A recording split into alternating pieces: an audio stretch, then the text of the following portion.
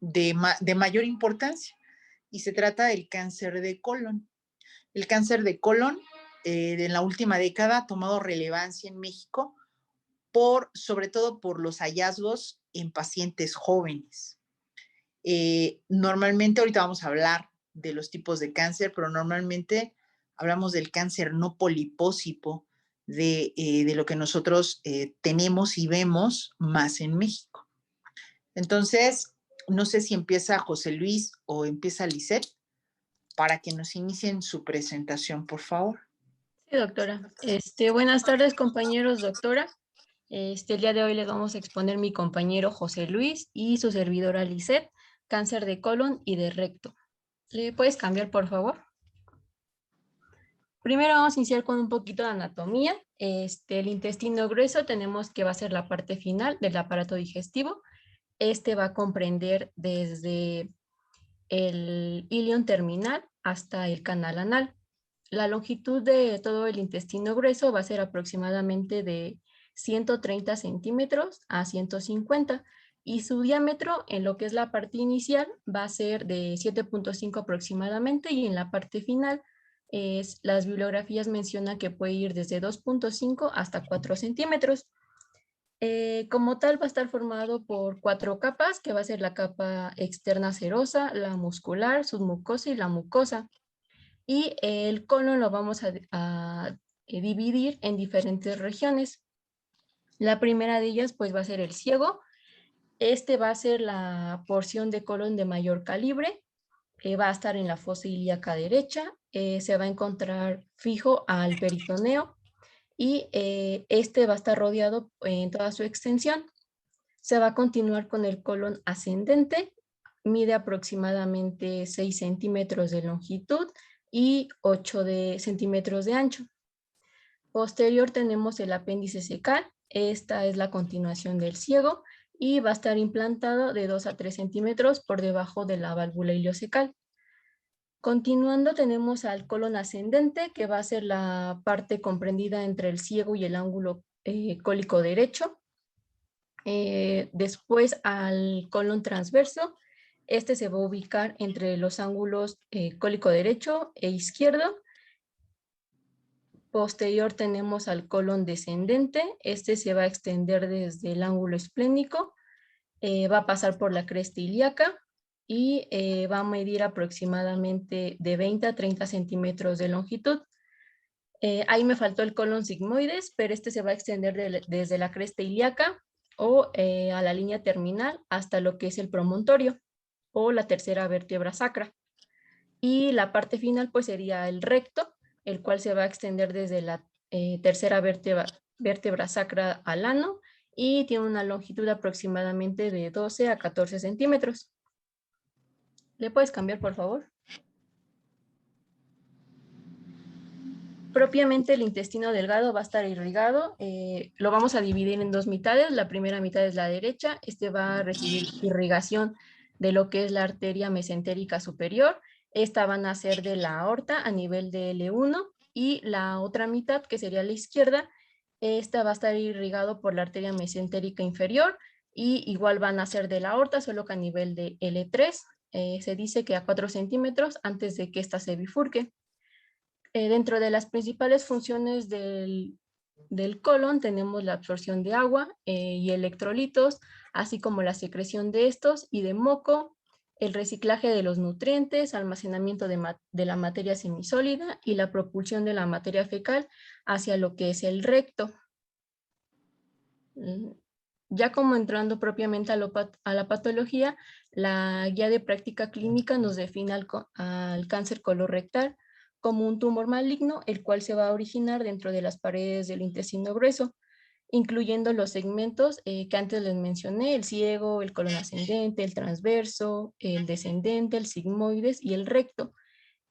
Como tal, el cáncer colorectal no va a incluir a los tumores que pertenezcan a los tejidos del ano o del intestino delgado. En cuanto a su epidemiología, en México desde el año 2006 ha constituido ya como el primer lugar de cáncer en frecuencia de todos los tumores del tubo digestivo. Las diferentes bibliografías mencionan que el género masculino tiene mayores tasas de incidencia que en el caso de las mujeres. Y si lo dividimos por su localización, se dice que el cáncer de recto va a ser más común en los hombres y el cáncer de colon va a ser más común en las mujeres.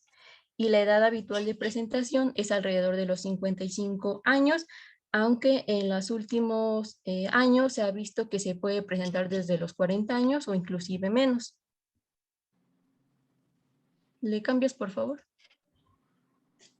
Dentro de sus factores de riesgo tenemos el alto consumo de carnes rojas y grasas, al igual que el bajo consumo de fibras y el consumo de cigarrillos, que esto sea por más de 30 años y que su inicio sea durante la juventud. Y este factor se ha asociado principalmente con el cáncer de recto. También se ha visto la historia familiar. El 5% de todos estos pacientes con cáncer colorectal van a presentar diferentes síndromes hereditarios que más adelante vamos a ver, y un 20% van a tener una historia familiar que no se va a asociar a ninguno de estos síndromes. También tenemos ciertos factores protectores, como es el consumo de suplementos de folato, calcio o antioxidantes, como es la vitamina C y la vitamina E, y se ha visto una menor incidencia de cáncer en mujeres que utilizan medicación hormonal, principalmente lo que son estrógenos combinados con progesterona, al igual que el uso de ácido acetil salicílico y otros AINES, han visto que tienen una menor incidencia. Ahora sí, cámbiale, por favor. Bueno, entrando en la fisiopatología, el cáncer de colon va a estar condicionado por toda una cascada de mutaciones genéticas que van a progresar. Estas nos van a hacer un desorden en toda la replicación del ADN y van a acelerar la replicación de los colonocitos. Esta acumulación progresiva nos va a llevar a múltiples mutaciones genéticas que va a resultar en una transición de la mucosa normal a un adenoma benigno, posterior a una displasia y ya como tal al cáncer, o bueno, al carcinoma. Este proceso de génesis tumoral se le conoce como la secuencia de pólipo-carcinoma, y para que se lleve a cabo esta transformación, las diferentes bibliografías mencionan de 8 a 12 años o inclusive hasta 15 años para que se presente. ¿Le cambias, por favor? Toda esta secuencia de mutaciones que se han identificado desde la formación del adenoma hasta el carcinoma va a ser una progresión de etapas que están bien identificadas, y todas estas mutaciones se van a presentar en genes supresores y en oncogenes, y cada uno de ellas va a conferir a la célula tumoral ciertos beneficios. Dentro de los genes supresores que se han encontrado, el primero que se altera va a ser el Adenomatous polyposis coli o APC. Este es un gen supresor tumoral. Este se localiza en el brazo largo del cromosoma 5 y a este también se le denomina como el portero. ¿Por qué? Porque va a regular la proliferación del epitelio colónico. Este se va a presentar o se presenta como la alteración genética más temprana en lo que es el cáncer colorectal.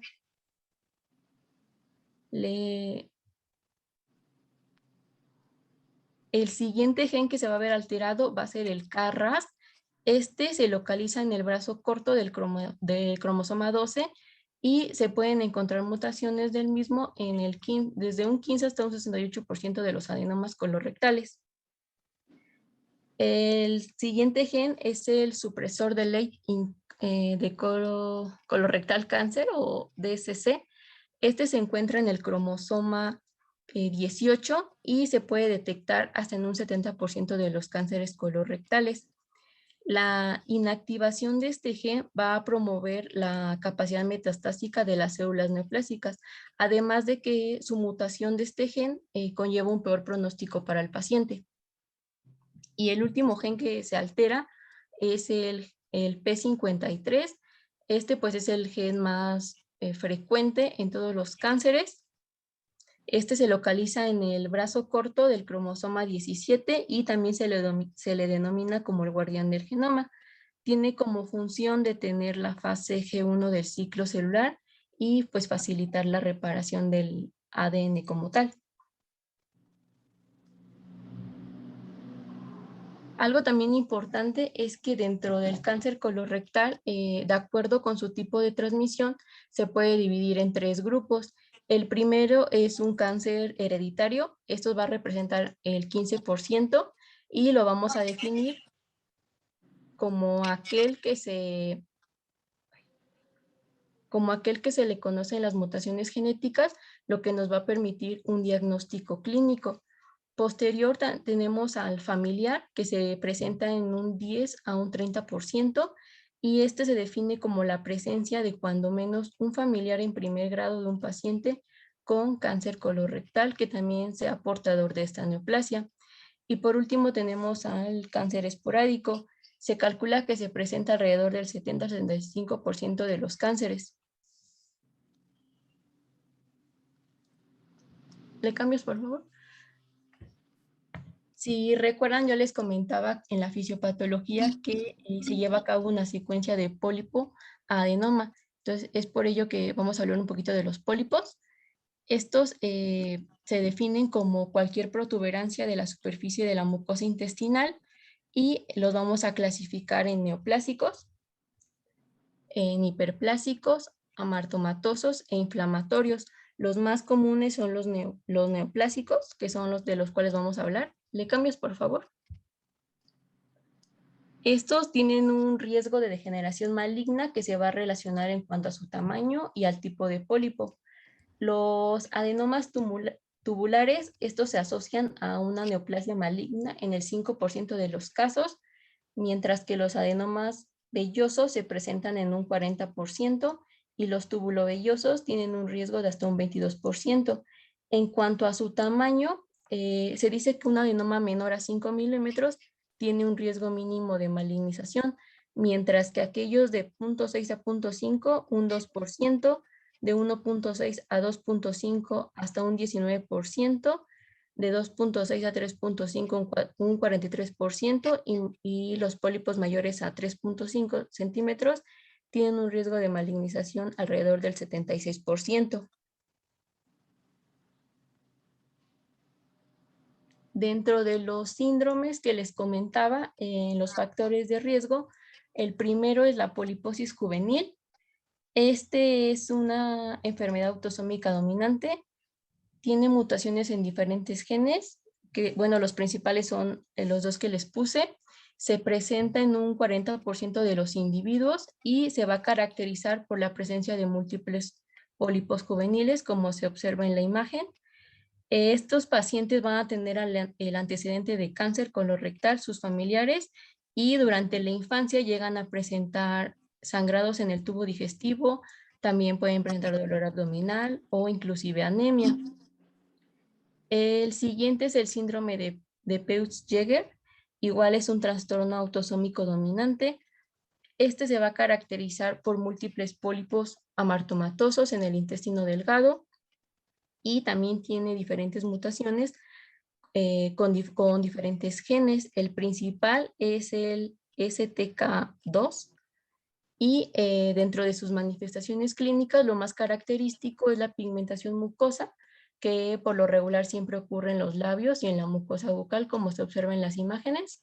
Y durante la adolescencia o en los adultos se pueden presentar hemorragias gastrointestinales y dolor abdominal. Y ese, bueno, el anterior se asocia con un riesgo de cáncer en el 39% de los pacientes. El siguiente es el síndrome de Cowden. Igual es autosómico dominante. Este se comienza alrededor de los 20 a 30 años de edad y se caracteriza por tumores múltiples, no cancerosos en varias partes del cuerpo. Además de esto, se asocia con otros manifestaciones clínicas como es la macrocefalia o las lesiones de piel. Estas pueden ser lesiones verrucosas en lo que es cara y extremidades. La poliposis familiar adenomatosa es igual a una alteración autosómica dominante. Este se caracteriza por la aparición de cientos de pólipos colorectales adenomatosos, como se observa en las imágenes. Se desarrolla en la primera década de la vida y se debe a mutaciones en el gen de la poliposis adenomatosa coli, que es el APC, que si recuerdan en la fisiopatología se los mencioné. ¿Le cambias, por favor? Y por último tenemos al cáncer de colon no polipósico hereditario o síndrome de Leach. Es igual autosómico dominante. Este se caracteriza por el desarrollo de carcinoma colorectal alrededor de los 40-45 años y se va a diferenciar de los otros porque en este se van a presentar muy pocos o ningún pólipo. Y cuando se llegan a presentar son de tipo adenomatoso y la secuencia para que se transforme de un adenoma a un carcinoma es alrededor de 2 a 3 años.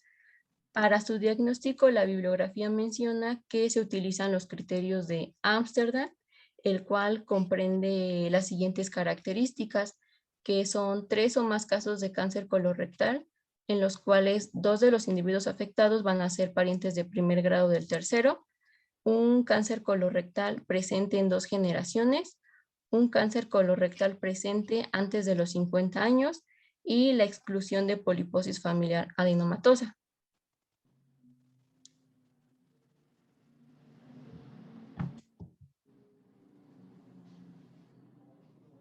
Y bueno, ya continuando con el cuadro clínico, aquí de lo que vamos a hablar principalmente es que, bueno, el cáncer de colon se va a encontrar localizado en un 60-70% de los casos.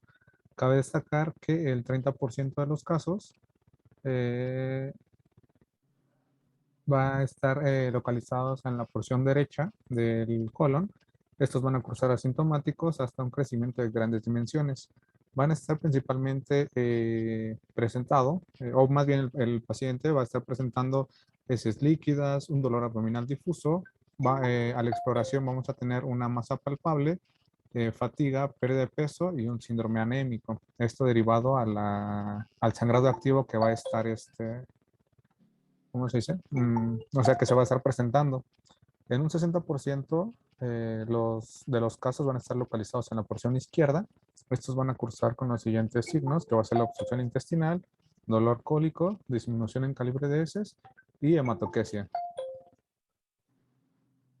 En un 10 al 20% de los casos van a estar en recto, los cuales igual se van a presentar con obstrucción, una disminución en el calibre de las heces y a la exploración vamos a encontrar un tumor palpable al tracto rectal. Ok, vamos a aprovechar esta diapositiva para que se lleven la idea.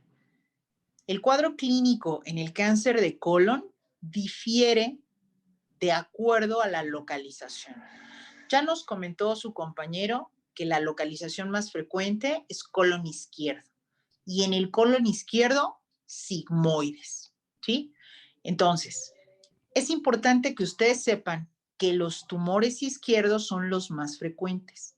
Fíjense en la lista de síntomas y en ninguno dice masa palpable. Casi nunca nosotros vamos a encontrar del lado izquierdo una masa palpable. En cambio, del lado derecho sí. Y esto se reporta a la distensibilidad del colon del lado derecho, sobre todo a nivel del ciego. Entonces, es muy probable que mi paciente que tiene un cáncer de colon derecho sí le pueda hacer la palpación de una masa y que además se relaciona con un síndrome anémico por pérdida de hemoglobina. Este paciente va a tener melenas, ¿sí?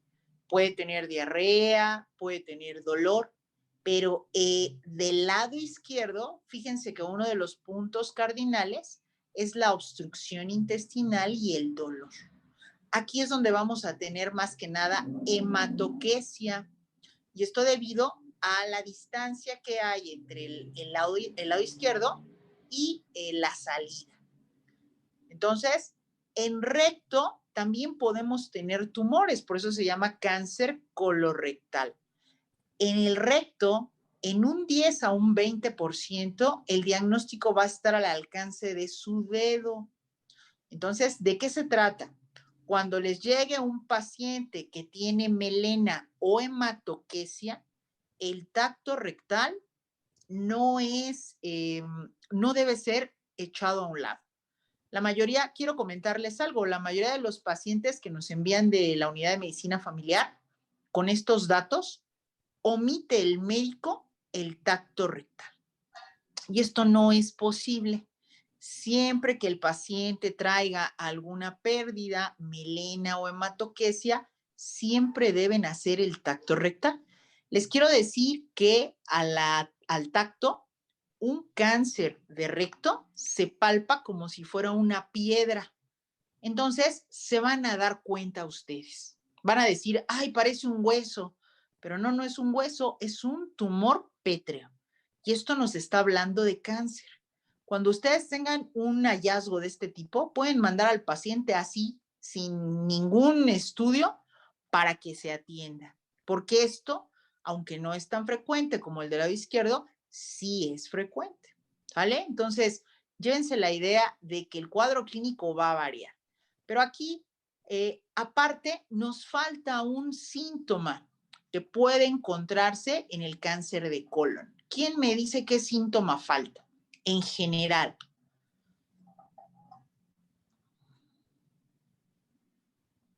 Bueno, el síntoma faltante tiene que ver con la alteración de los hábitos intestinales. ¿Qué quiere decir esto? Que si mi paciente no tenía ningún problema para ir al baño y de pronto se vuelve constipado, se vuelve estreñido. Mi paciente normalmente iba al baño y sus heces fecales eran de cierta forma y de pronto me dice que las heces salen en forma de cinta, ¿sí? Lo que se denomina en la literatura como heces acintilladas o acintadas. Todos estos datos, por eso hay que preguntar, ¿y usted siempre ha sido estreñido? No, pues que sí. Pues entonces a lo mejor ese no es el dato. El dato inicial son cambios en los hábitos intestinales, ¿sí? Que no tenía diarrea y de pronto la tiene, no tenía estreñimiento y de pronto lo tiene, hacía del baño todos los días y de pronto se tarda 3 o 4 días. Esto puede ser un dato temprano de alteración. Ahora sí, José Luis, síguele, por favor. Sí, gracias, doctora. Bueno, continuando con cuadro clínico, cabe destacar que aquí vamos a encontrar una enfermedad ganglionar, la cual se va a presentar entre un 40 a un 70% de los pacientes. Cabe destacar que al momento de la resección de los ganglios regionales, estos normalmente los vamos a encontrar, bueno, su localización son los adyacentes al colon, las arterias marginales, las arcadas vasculares y los vasos principales. Son los ganglios que se van a inflamar. Las manifestaciones, pues como ya se había comentado, pues va a haber una pérdida de peso, una fatiga y una anemia. Y cabe destacar que en el desarrollo del cáncer, por cuestiones igual de los vasos, la metástasis principalmente se va a ir en un hígado en un 40 al 60%, a cavidad peritoneal en un 30-40%.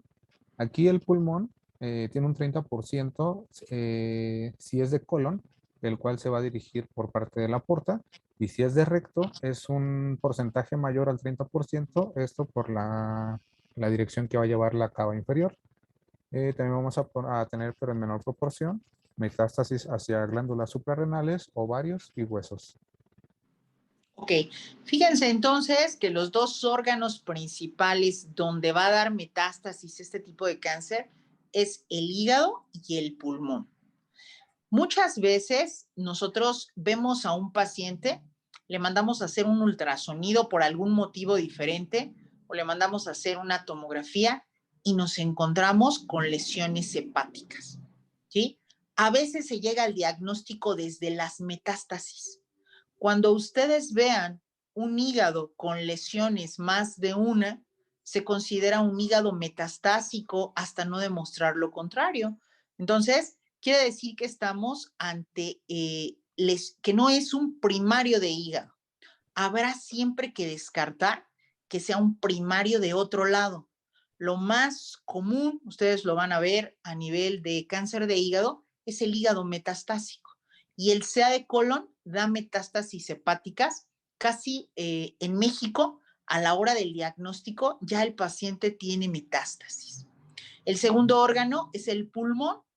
Entonces, cuando nosotros hacemos seguimiento del cáncer de colon operado, dos de los estudios principales de seguimiento son el ultrasonido hepático y la teleradiografía de tórax, que nos permite estar checando de acuerdo al momento de seguimiento cada 6 meses o cada año cómo están esos órganos en base a las metástasis que va a dar, ¿sí? Esto es muy importante que ustedes lo sepan para que puedan verlo, porque a veces, les vuelvo a comentar, llegamos al diagnóstico de cáncer de colon al revés. Vemos un hígado metastásico y lo primero que hay que pensar, hay otros tumores que nos va a dar metástasis hepáticas, pero lo primero va a ser cáncer de colon, ¿vale? Ahora sí, José Luis. Sí, gracias, doctora. Bien, para el diagnóstico, siempre lo principal va a ser la historia clínica que realicemos del paciente. Cabe destacar que de forma secundaria la exploración física en donde nos vamos a basar va a ser en valorar las zonas ganglionares. Lo que comentaba la doctora, hay que hacer el tacto rectal. ¿Para qué? Para aquí evaluar, en caso de que encontremos alguna tumoración que sea palpable, vamos a evaluar la extensión, la localización, la relación con la pelvis y si existe alguna también relación con los órganos vecinos. Dentro de los exámenes de laboratorio va a ser importante evaluar la VH para descartar un síndrome anémico, las pruebas de función hepática, esto secundario a la metástasis que llega a haber hacia el hígado. También los marcadores tumorales, como es el antígeno carcinoembrionario, este no tiene que ser mayor a 5 nanogramos por mililitro. El antígeno carbohidrato 1999, que por siglas en inglés es Carbohydrate Antigen. El TPS, que igual por siglas en inglés es Tisular Polypeptidic Specific Antigen. Ese es normal en 90 unidades por litro. Y la glicoproteína 72 asociada a tumores, que igual por siglas en inglés es Tumor Associated Glycoprotein. En donde también los valores normales, este se tiene que encontrar menor a 6 unidades por mililitro. Con base al gabinete, vamos a tener como gold standard la colonoscopía. Esta también nos va a servir principalmente para hacer toma de biopsia. La radiografía tórax nos va a ayudar para ver si hay ya alguna metástasis hacia pulmón.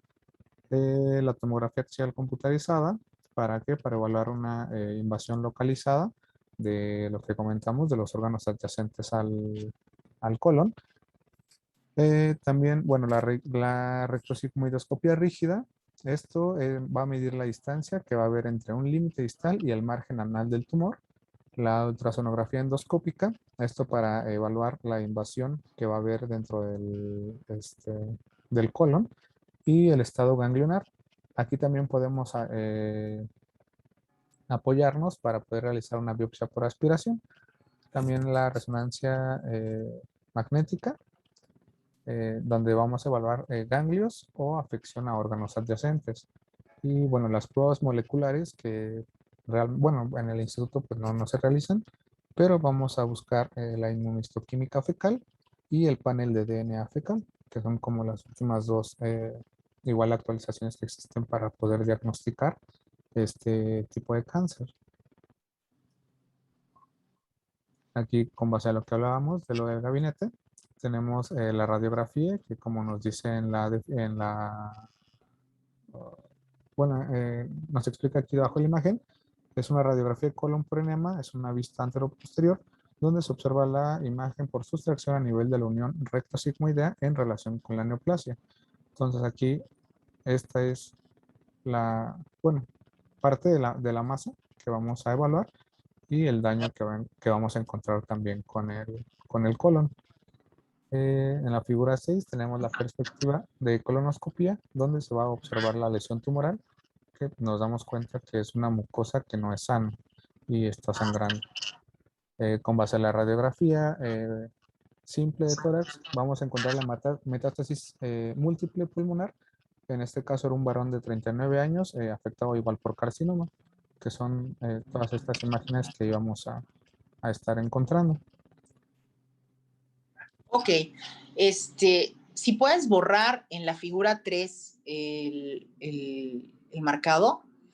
Ok, yo le pedí a José Luis que les buscara una imagen de estas radiográficas porque el gold estándar, y tiene toda la razón, es la colonoscopía.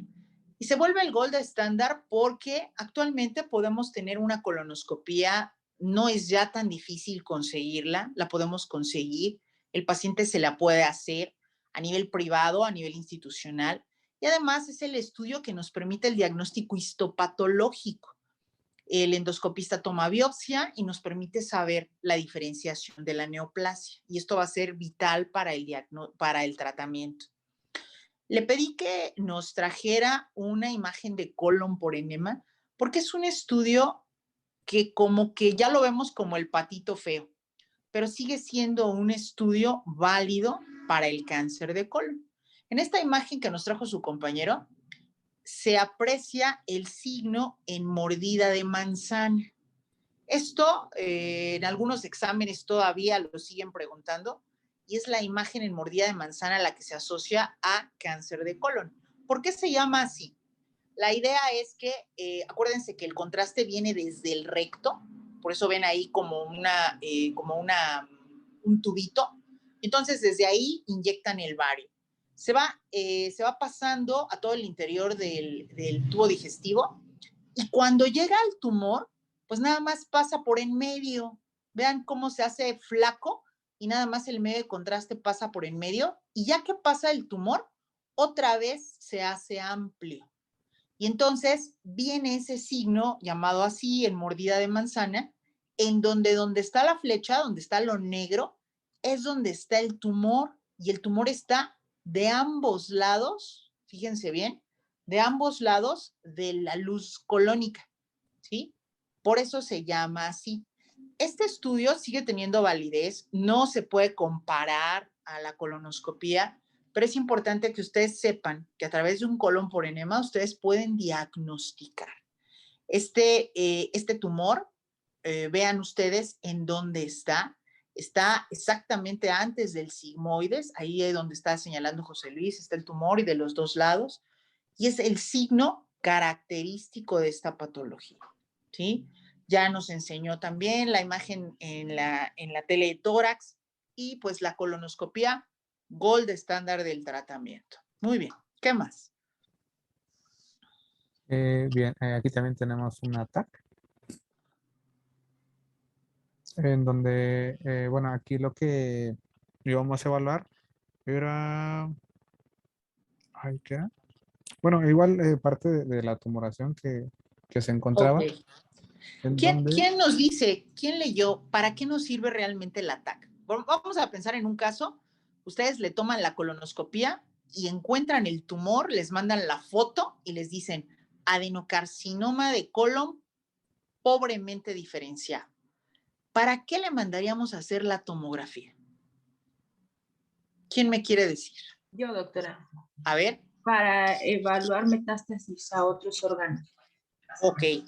Entonces, en términos generales, la tomografía en este cáncer y en muchos otros nos sirve para etapificar. Voy a ver el tumor, voy a ver las metástasis y voy a ver los nódulos positivos o los ganglios.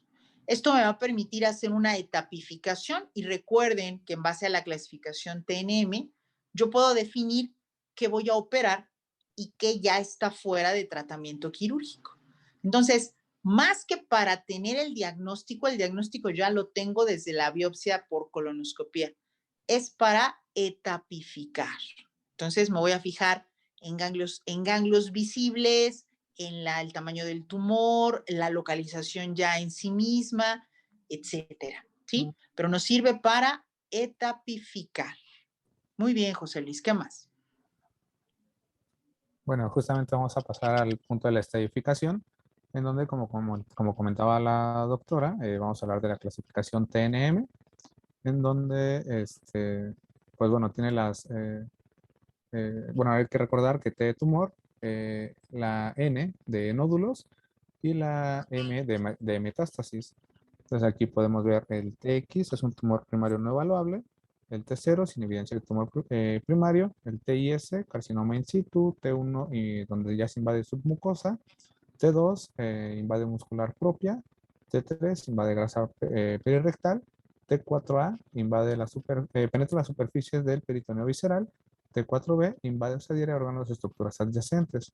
Como hacia los nódulos, igual de NX no se puede determinar, N0 bueno, con nódulos comprometidos, N1 compromiso de 1 a 3 nódulos, 1A de un nódulo, 1B, 2 a 3 nódulos, 1C, depósitos tumorales en subserosa, mesenterio, tejido pericólico, perirectal no cubiertos por peritoneo. El N2, igual compromiso de 4 nódulos, N2A de 4 a 6 nódulos, N2B mayor a 7 nódulos. Con base a la metástasis, la vamos a evaluar M0 sin metástasis, M1, metástasis a distancia, M1A, metástasis confinada a un órgano o sitio, y M1B, metástasis en más de un órgano o sitio. Y aquí, con base a la estratificación del cáncer colorectal, ya con lo que vimos en la tabla TNM, cabe destacar que los que van a tener mayor pronóstico es el estadio, bueno, 0 y 1. Ahorita voy a hablar también de eso. Aquí, bueno, vamos a hacer la evaluación con base a las clasificaciones que tenemos en la tabla al lado izquierdo.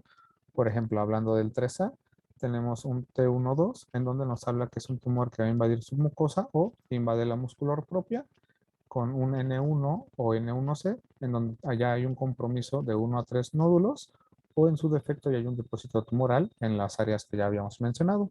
También podemos encontrar el N2A, que sería el compromiso de 4 a 6 nódulos, y el M0, donde todavía no había metástasis en ese paciente. Y bueno, así es como se van a ir clasificando los grados, siendo aquí los de mejor pronóstico y aquí abajo, pues obviamente los de peor pronóstico.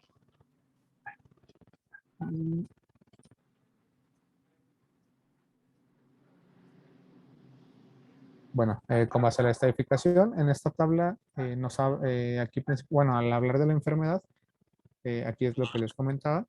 Entonces, los de mejor pronóstico, bueno, era del 0 hasta el 12, perdón, en donde teníamos una enfermedad temprana.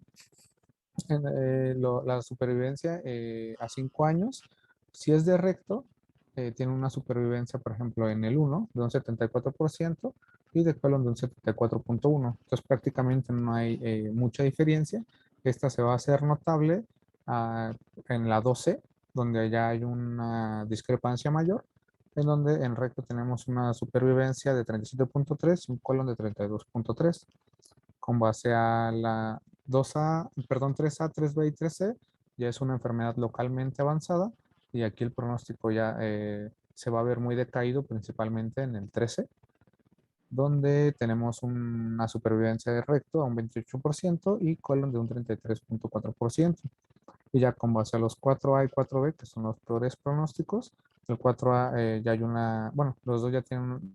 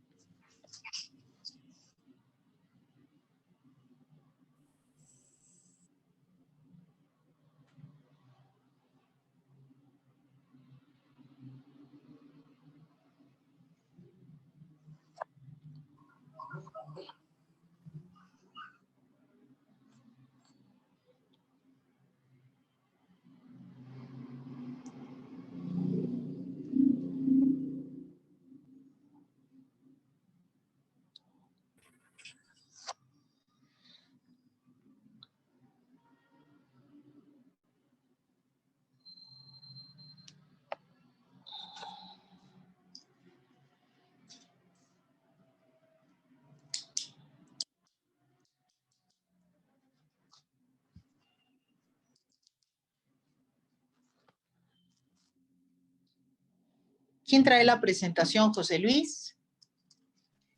Sí, doctora, es que es su parte la que falta. Ok. Vamos a esperarlo entonces para retomar la presentación. Sí, gracias, doctora.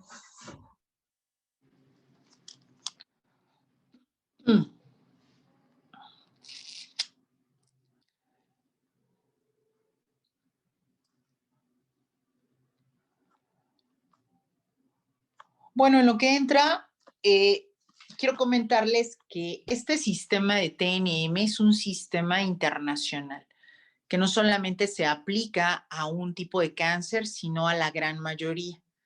La gran ventaja, ya nos comentaba José Luis, es que nos habla de supervivencia, obvio, pues a una menor supervivencia es un cáncer más avanzado.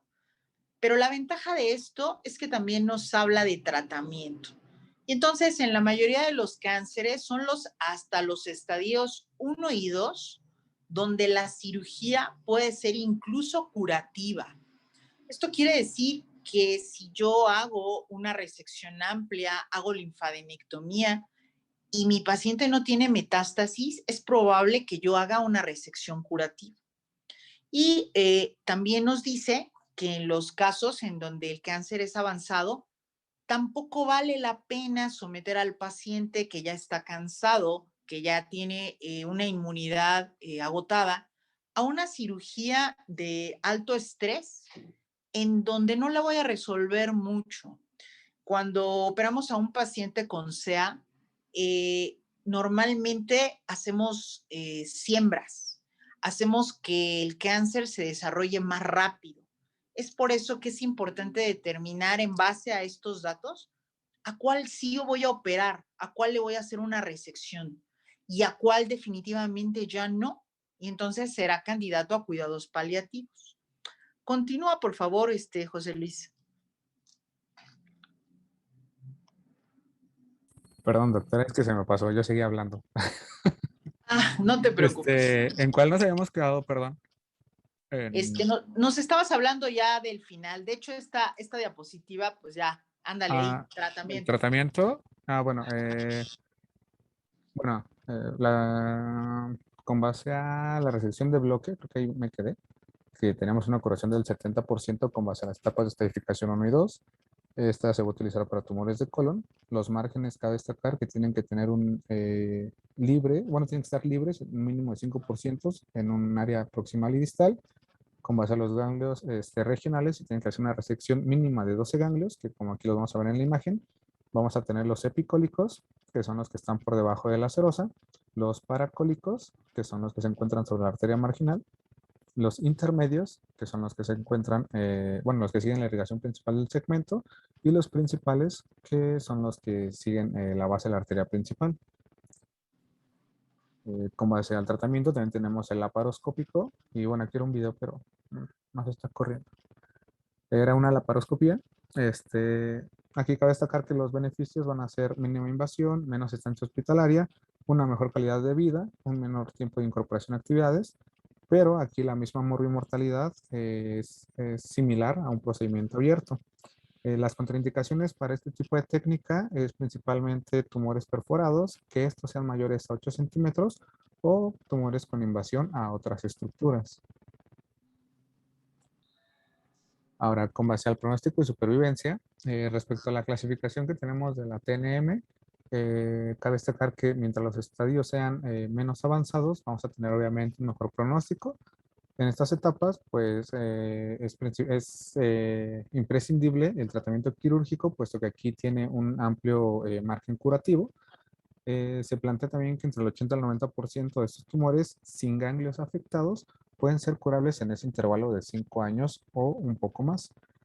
Y bueno, con base a la supervivencia en la localización tumoral de colon derecho, tiene un aproximado de 5 años, seguido por el colon izquierdo, con una supervivencia aproximada de 4 años, y en cáncer de colon transverso sigmoides tiene una supervivencia de aproximadamente 3 años. Y bueno, con base al seguimiento, tenemos 5 etapas del seguimiento, dependiendo el año en el cual se encuentra el paciente.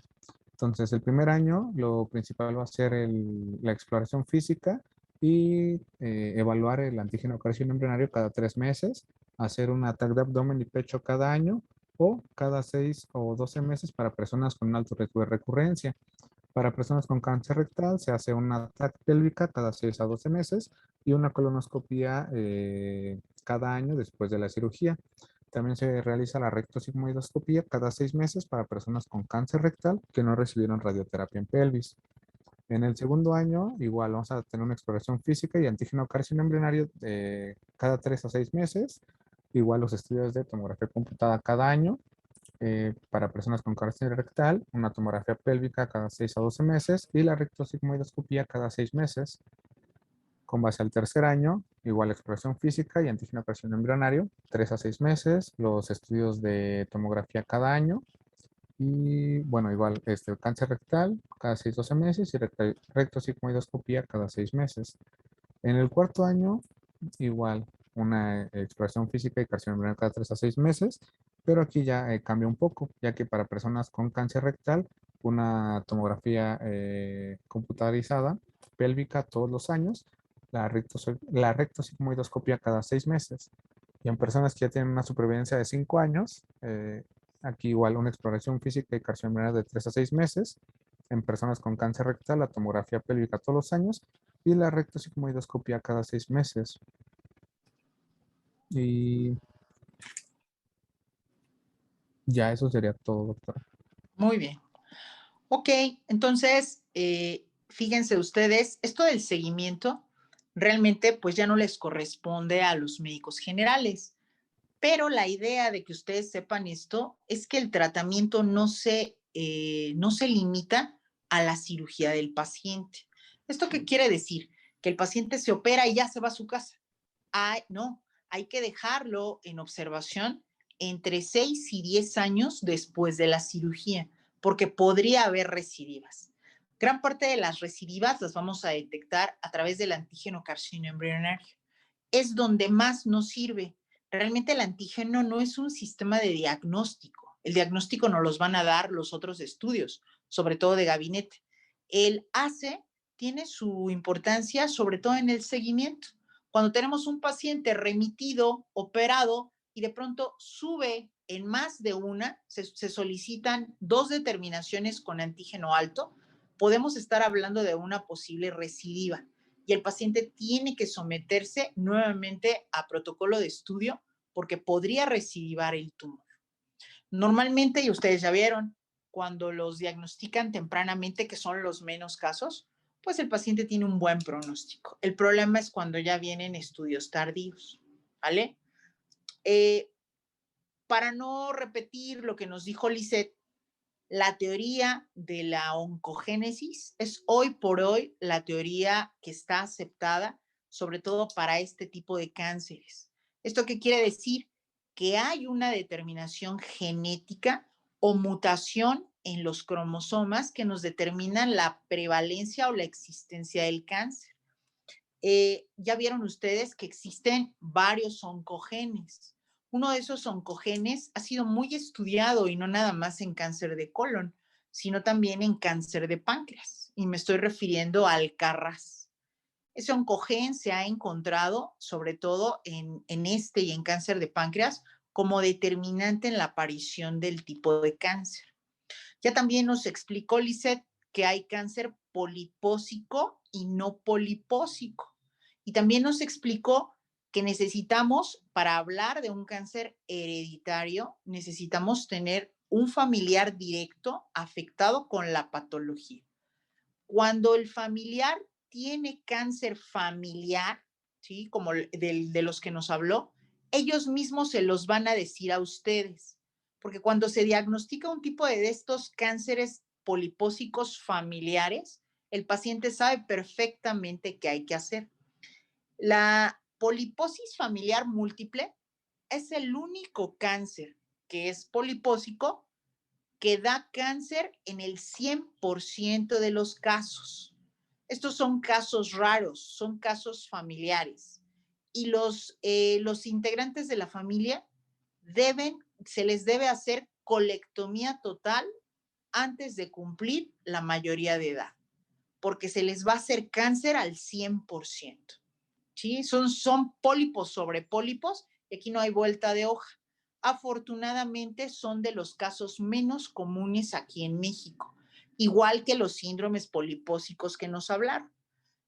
Cuando el cáncer sea hereditario, siempre se tiene que hablar de línea directa. No se vale que mi tío segundo y mi primo tercero, tienen que ser familiares en línea directa. Y si tengo un familiar en línea directa y aparte puedo tener síntomas sospechosos, puede ser indicativo de realizar la colonoscopía. Si este paciente tuviera un pólipo adenomatoso, habría que extirparlo con el mismo procedimiento endoscópico, pero habría que seguirlo y al año habría que repetirle la colonoscopía, sobre todo para ver si no hay nuevos tumores. Entonces, esto del cáncer de colon, ya comentaron por ahí que es uno de los cánceres más frecuentes en México de tubo digestivo. Seguramente sí les va a caer algún paciente con este tipo de sintomatología. Cuando ustedes tengan la necesidad de solicitar una colonoscopía o si en la comunidad donde están no hay colonoscopía, pues a lo mejor podrían solicitar un colon por enema. Y si de plano no hay nada, manden al paciente, ¿sí? Sobre todo con los datos positivos que ustedes encuentren o con la sospecha de que el paciente podría tener un cáncer de colon. Recuerden que siempre el tacto rectal va a ser obligatorio. A veces nos ponen algunos internos tacto rectal diferido por el paciente. Y la realidad es que yo no lo creo. Normalmente cuando le explicamos al paciente que le vamos a hacer un tacto, que es necesario, que se lo vamos a hacer con mucho cuidado, el paciente nunca dice que no. A veces es el médico el que no quiere hacer tactos rectales. El problema es que se nos van diagnósticos. Nosotros en el consultorio y en el seguro hemos diagnosticado cáncer de recto nada más con el puro tacto. Y así los mandamos a oncología, porque es un área pétrea, porque no hay duda de que sea un cáncer. Y bueno, ya que lo etapifiquen y lo vean, pero hay que mandarlo lo más rápido posible. El paciente no debe perder tiempo, ¿vale? ¿Alguna pregunta o duda o comentario? ¿No? Bueno, yo, doctora, nada más Ujú. igual para lo que estaba mencionando de la colonoscopia. Ajá. Bueno, yo cuando estaba rotando en hospitales también llegaban pacientes con antecedente de familia con cáncer de colon y a ellos se les recomendaba una colonoscopia cada año a partir de los 40 años o incluso a partir de la edad, o sea, como partir de la edad que tuvo su familiar cáncer 10 años antes, Ujú. Bueno, hacerles mira, colonoscopia. ok, dependerá del tipo de cáncer, de la histología del cáncer, el hacer una colonoscopia anual. Volvemos a lo mismo. Hay cánceres que no perdonan. Recuerden, entre menos diferenciado, mayor agresividad. Hay pacientes que pueden ser más sensibles a padecer un cáncer. Si podemos hacer un diagnóstico preventivo, lo hacemos, pero no a todos los vamos a mandar a hacer colonoscopía cada año, ¿sí? Porque a veces son mutaciones aisladas. No estamos hablando de síndromes hereditarios o de cosas de ese tipo. Entonces, pues tampoco es la regla general. Son pacientes que, acuérdense, tienen que tratarse de manera, pues, un poquito más personal. Pero sobre todo, no olvidar el seguimiento y no restar la importancia al antecedente que nos dice. Cuando a ustedes les llega un paciente y les diga, es que mi papá murió de cáncer de colon, pregúntenle datos más específicos. ¿A qué edad? ¿Cuándo lo diagnosticaron? ¿Qué tipo de cáncer era? ¿Qué tipo de tratamiento recibió? ¿Cuál fue su sobrevida después de eso? Nos están hablando de cosas más específicas. A veces los pacientes son acuiciosos y guardan hasta el histopatológico y eso es un punto importante para el seguimiento de un probable desarrollo de cáncer en ese paciente. ¿sí? Luego a veces los pacientes se confunden y les dicen que tuvo cáncer de colon y no es cierto. Tuvo divertículos, tuvo alguna otra cosa que no tiene que ver con cáncer de colon. Entonces hay que saber de qué nos están hablando. Recuerden que ellos pues no saben medicina y a veces se pueden confundir. ¿Sale? ¿Alguna otra pregunta? Bueno, doctora, por ejemplo, en caso de que lo que hablaba uno de los tratamientos, que era una cirugía con bordes libres mayores a 5 milímetros, en caso de que no se encuentren esos bordes libres, ¿qué es lo que ustedes deciden? Ok. Esto de los bordes libres es importante a la hora de estar haciendo técnicamente la cirugía. Son bordes de más de 5 centímetros, ¿sí? Tú tienes un tumor central, entonces debes tener 5 centímetros sin tumor, así vista de microscopio, y otros 5 sin tumor.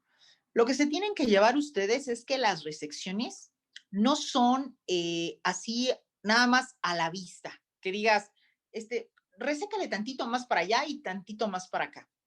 Tú en tu diapositiva nos pusiste que hay colectomía total, o sea, hay líneas para hacer la colectomía total, hay hemicolectomías en donde nos llevamos la mitad del colon derecho, la mitad o el colon izquierdo y la mitad del transverso. ¿A qué voy con esto? Que ya son líneas trazadas. A veces el tumor, por ejemplo, está en el ángulo esplénico.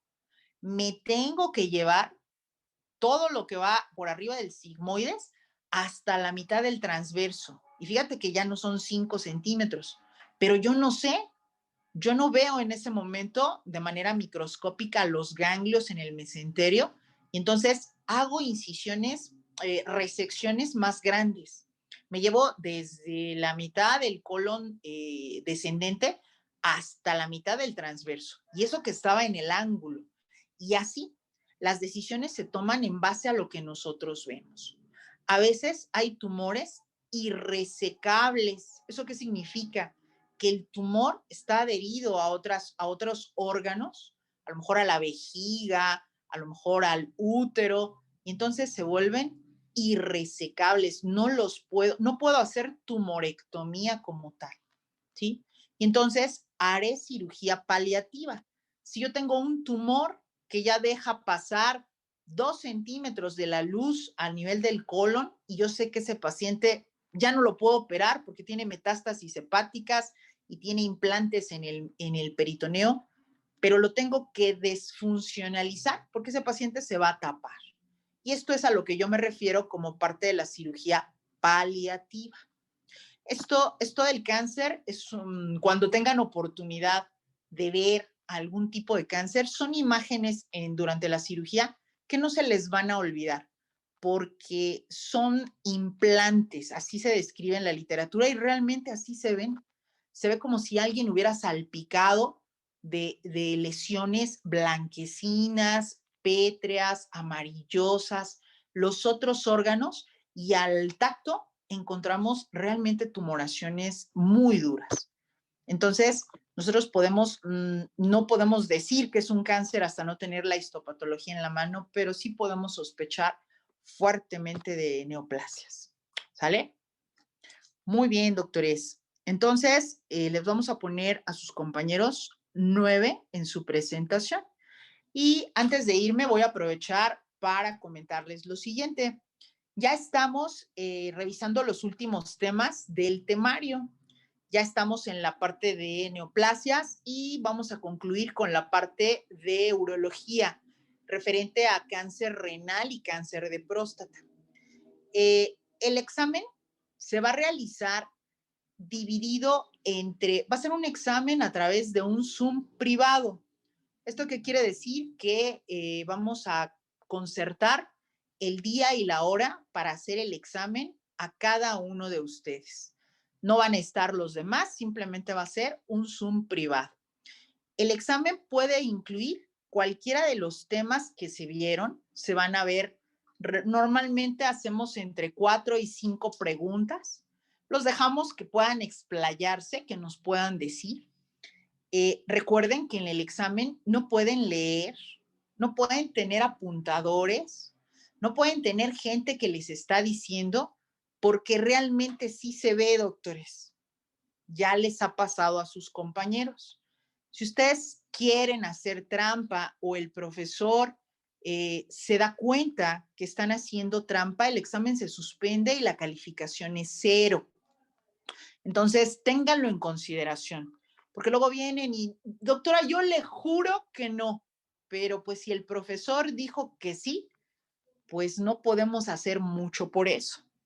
Más bien estudien los temas abiertos, luego tienen, a veces nos da miedo hacer un examen oral, pero los temas abiertos tienen una ventaja y nos permite saber, a lo mejor no me acordé de cómo se llamaba el oncogen, pero sí me acordé de toda la fisiopatología y se la puedo recitar. Entonces, esa es parte de lo que nosotros podemos calificar y no les va tan mal. ¿Quién les va a hacer el examen? Va a ser al azar. Vamos a dividir a cada alumno entre los 4 profesores. No vamos a incluir al profesor de urología porque él no maneja todo lo que es el grueso de los temas, pero entre los 4 profesores que somos, ahí vamos a dividir el examen. Ya nos ponemos de acuerdo en manera personal, quién está de guardia, quién no. Obvio, si están de guardia no va a haber examen ese día. Vamos a tener 2 días de examen y vamos a decirles con anticipación qué profesor les va a hacer el examen. Ya ustedes se contactan con el profesor y ya se ponen de acuerdo en el día para que terminando su examen el profesor les tiene que dar la calificación verbal. Y esa es la calificación que nosotros vamos a plasmar en la hoja que ustedes nos deben hacer llegar. Hay una hoja que tiene la jefatura de enseñanza para calificar el bimestre de cada uno de ustedes. Entonces, habrá que ir a enseñanza por esa hoja, apuntar los datos, el nombre, todo lo que pide ahí, y entregar la hoja en el 4º piso. Puede ser que un compañero entregue todas o cada quien vaya a entregar la suya como ustedes quieran. Y ya les haremos llegar la calificación final. Tenemos con ustedes un mes de rotaciones que obviamente sí van a contar. Tenemos también registros de asistencia. Yo espero que la mayoría no haya superado los límites de inasistencias por reglamento. Ustedes deben cumplir el 85% de asistencias a las clases virtuales. Quien se haya pasado no va a tener derecho a examen. Espero que nadie sea, yo se los comento. Yo creo que la siguiente semana, ya que concluyamos, pido ya las asistencias y si hay alguno, pues ya en cortito yo se los hago saber. Espero que todos puedan presentar examen. No sé si alguien tiene alguna duda o alguna pregunta en base a esto del examen. ¿La hoja la vamos a entregar posterior al examen o Sí. la podemos llevar el día de mañana? No. Ahorita todavía es muy prematuro. Apenas estamos a día 19. Yo se los comento con anticipación para que, pues, si alguien va de pronto al hospital, pues puede ir pidiendo hoja, ¿sí? Entonces le sacan una copia o piden hojas para todos los que están por allá, no lo sé, ¿no? Para que cuando nosotros ya concluyamos el temario, pues ustedes empiezan a hacernos llegar las hojas para que nosotros calificamos y se las regresamos nosotros personalmente a la doctora de enseñanza. Y ya ustedes checan que la calificación haya llegado, que normalmente no tenemos nosotros ningún problema. Antes los teníamos mucho con la gente que había antes. Ahora espero que esto no ocurra. ¿Vale? ¿Alguna otra duda o pregunta en base a esto del examen? Los horarios probables para realizar el examen van a ser similares a los horarios que manejamos en las clases virtuales. Mira, normalmente hemos hecho exámenes hasta en sábado. A veces nos dicen, es que vengo saliendo de guardia, pues ni modo de hacer un examen saliendo de guardia, la verdad es que no. O estoy en el hospital. No se preocupen tanto por eso. La mayoría de nosotros entendemos de qué se trata y entonces nos ponemos de acuerdo en el día y la hora. Lo que sí, pues sí tenemos que realizarlo en un horario. Si tú me dices, doctora, yo puedo a las 10 de la mañana y ese día tengo cirugía, pues no voy a poder. En un horario que nos acomode a ambos, ¿vale? Pero no se preocupen porque lo van a hacer saliendo de guardia o estando en guardia, la realidad es que no. Siempre vamos a buscar un horario donde ustedes estén un poco más despejados y nosotros podamos hacerles el examen. Ok, gracias. ¿Vale? ¿Nada más? Bueno, si les surge alguna duda o alguna situación en el chat o se comunican con alguno de nosotros para aclarar esta situación, a través del chat yo voy a subir las listas, ya que terminemos el temario, subo las listas, ya van a saber con quién, ya van a saber para que se contacten y cada uno ya se ponga de acuerdo con el profesor a cargo. Vayan estudiando, doctores. Sinceramente espero que hayan hecho notas, porque echarse el Schwartz en un día o dos está difícil. Entonces espero que hayan hecho notas. No vamos a preguntar cosas nivel residencia, vamos a preguntar conocimientos generales para un médico general y cosas que se expusieron durante las clases. Entonces, si alguno no fue a una clase, pues pida los apuntes. A veces las notas, los comentarios, pues son parte de todo lo que se desarrolla en el tema y pudieran ayudar a la hora de su examen. Pero pues vayan estudiando. Estamos a varios días todavía de concluir el bimestre, pues vayan estudiando para que no se les junte. Yo sé que ahorita están muy tranquilos, ahorita pues van al hospital, pero no se compara con lo que estaban haciendo el mes pasado, que ya era un internado como debe ser. Entonces ahorita pues están más tranquilos, traten de estudiar para que no les vaya mal. La realidad es que a la hora de la hora, a veces nos sorprendemos de los resultados porque no es el desempeño que esperábamos. Y es que a nivel virtual, pues la mayoría de ustedes, pues no prende su cámara, lee todo, pues no sabemos en realidad si están o no están. Pero al nivel del examen, pues podemos tener un índice de qué aprovechamiento han tenido, sobre todo de cómo se desenvuelven a la hora de que se les pregunta. ¿Vale? Muy bien, doctores, pues ya los dejo descansar y nos vemos, nos estamos viendo a través del chat para cualquier información o cualquier duda. Que tengan bonito